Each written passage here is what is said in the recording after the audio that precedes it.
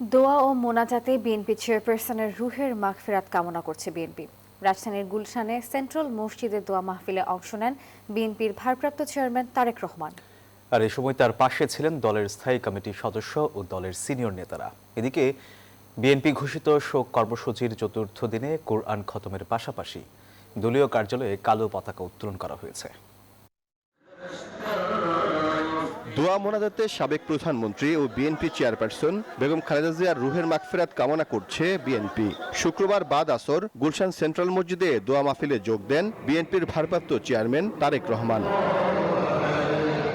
এছাড়াও বিএনপি মহাসচিব মির্জা ফখরুল ইসলাম আলমগীর, দলের স্থায়ী কমিটির সদস্য ও সমমনা দলের শীর্ষ নেতারা মোনাজাতে শামিল হন। ওলামা দলের সাধারণ সম্পাদক মাওলানা আবুল হোসেন দোয়া পরিচালনা করেন। রাজধানীর নানা প্রান্ত থেকে আসা বিপুল সংখ্যক বিএনপি নেতাকর্মী তাদের প্রিয় নেত্রীর জন্য প্রাণ ভরে দোয়া করেন। সবাই দলমত নির্বিশেষে ওনার জন্য দোয়া করেছেন।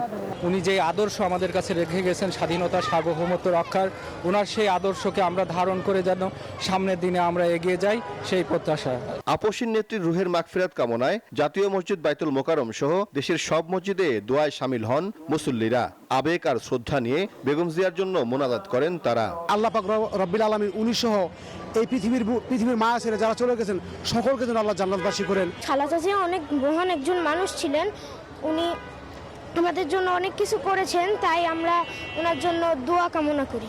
বেগম খালেদা জিয়া এমন একজন ব্যক্তি, উনি বাংলাদেশের অভিভাবক ছিলেন। এদিকে দলের চেয়ারপারসনের মহাপ্রয়াণে শোক কর্মসূচির চতুর্থ দিনে দেশের সকল বিএনপি কার্যালয়ে কোরআন খতম অনুষ্ঠিত হয়েছে।